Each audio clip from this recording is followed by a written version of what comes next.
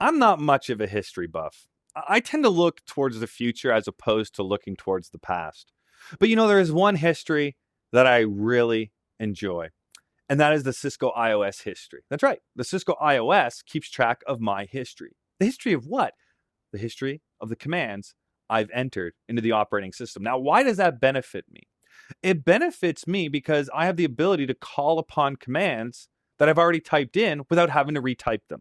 So let's look at our history here. Show history. These are the commands that we've typed in so far. It's keeping track of it.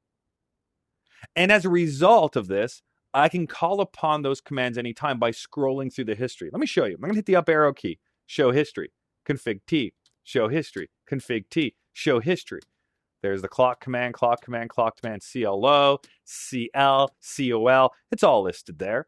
So I can scroll through that and call upon those commands anytime. You might be saying, well, how does that benefit me? Well, I'm going to go into global configuration mode, configure terminal. But wait, why am I typing it in? All right, I could just scroll back up through this until I hit configure terminal. Hit enter. So I don't have to retype the command if I don't want to. Now, you might have been able to type in configure terminal much faster than scrolling through the history. That's fine. But there comes a time and a place where you might benefit from this. For example, if I type in interface fast Ethernet 0/1, and let's say I want to type in the command switch port access VLAN 10. That's fine. But what if I wanted to put fast Ethernet 0/2 in VLAN 20?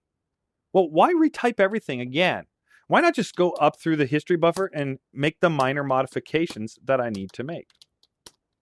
And let's put 3 in VLAN 10. And let's put 4 in VLAN 40 as an example. So you can see how when I have to issue the same command many times with some minor modifications, this history buffer works really well for me.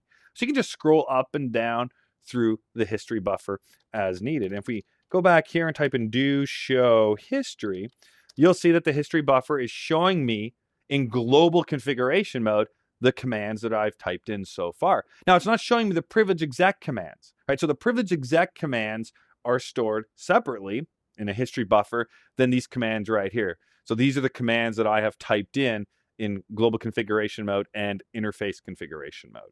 So take advantage of history.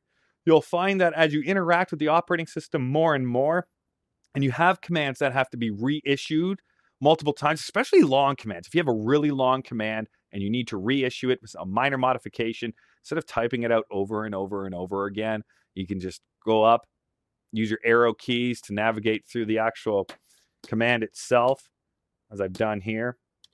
So just use your side arrow keys to navigate, make a minor modification that you need, scroll up, make the other modification, and you are done.